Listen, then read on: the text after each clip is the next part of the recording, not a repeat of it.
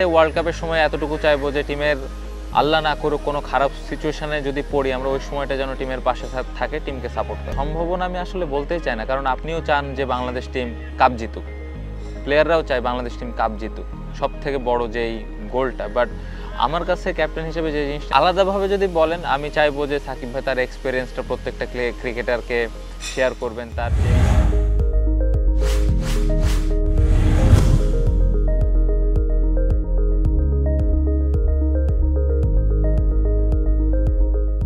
আমার মনে হয় প্রত্যেকটা ক্রিকেটারের এরকম ড্রিম থাকে যে প্রথমে দেশের হয়ে প্রতিনিধিত্ব করা অবশ্যই, তারপরে যদি আবার এটা ওয়ার্ল্ড কাপের মতো একটা আসরে এই ধরনের অপরচুনিটি আসে তাহলে তো ওই প্লেয়ারের জন্য অনেক গর্বের একটা ব্যাপার এবং অনেক এক্সাইটিং একটা মুহূর্ত আমার কাছে মনে হয়। সো পাশাপাশি যেটা আমার কাছে মনে হয় যে এই সময়টাকে এনজয় করতে চাই এবং টিমের হয়ে প্রত্যেক দিন কন্ট্রিবিউট করতে চাই, যে রেসপন্সিবিলিটিসটা আছে ওইটা ঠিকভাবে পালন করতে চাই, এটাই টার্গেট। আর খুব বেশি ক্যাপ্টেন হওয়া নিয়ে যে অনেক বেশি দায়িত্ব বেড়ে গেছে জিনিসটা এভাবেও চিন্তা করতে চাই না। প্রত্যেকটা সময় এনজয় করতে চাই এবং প্রত্যেকটা দিন টিমকে যেন কিছু একটা দিতে পারি, এটাই মূল লক্ষ্য থাকবে আর কি।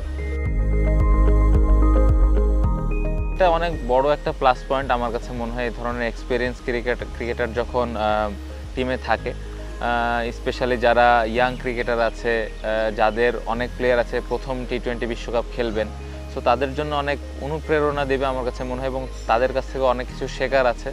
পাশাপাশি তাদের তো ক্যাপ্টেন্সি করারও একটা অভিজ্ঞতা আছে। সো আমি আশা করব যে অনেক টাফ টাইমে আমার কোনো ধরনের কোনো হেল্প যদি প্রয়োজন হয় তারা অবশ্যই আমাকে করবেন। সোফার অলরেডি করছেন, অনেক সময় কোনো জায়গায় যদি আমার কোনো সাজেশনের প্রয়োজন হয় তারা এগিয়ে আসেন। সো ওয়ার্ল্ড কাপে এরকম এর ব্যতিক্রম হবে না বলে আমি আশা করি।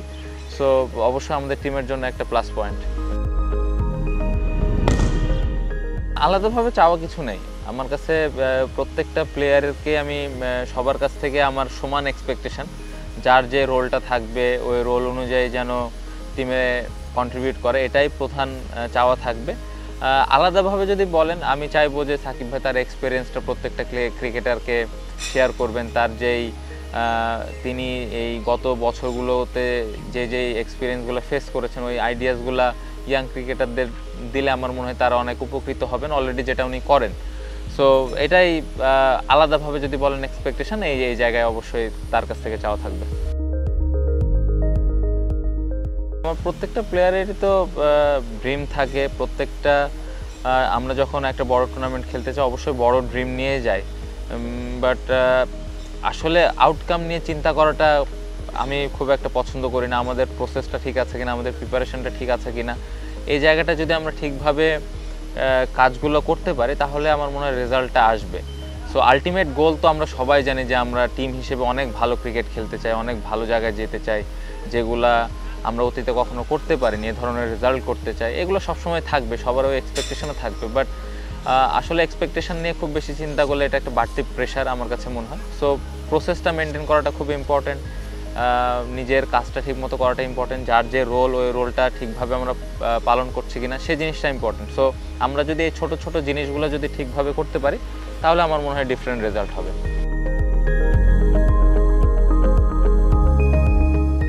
এটা তো অনেক এক্সাইটিং একটা ব্যাপার, দেশের বাইরে যখন সাপোর্টাররা সাপোর্ট করেন এটা তো একটা বাড়তি অনুপ্রেরণা।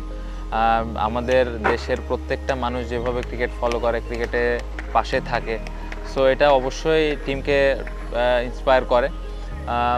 বাড়তি চাওয়া বলতে ওয়ার্ল্ড কাপের সময় এতটুকু চাইবো যে টিমের আল্লাহ না করুক কোনো খারাপ সিচুয়েশনে যদি পড়ি আমরা ওই সময়টা যেন টিমের পাশে থাকে, টিমকে সাপোর্ট করে।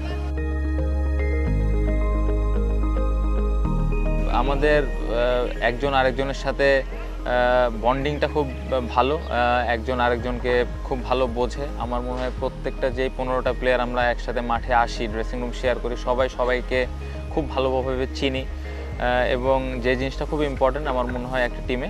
সো সিনিয়র এবং জুনিয়রদের মিক্স আপটা খুব ভালো এবং আমরা লম্বা সময় ধরে একসাথে খেলছি। সো সোফার তো খুব ভালো এবং অনেক এক্সাইটিং।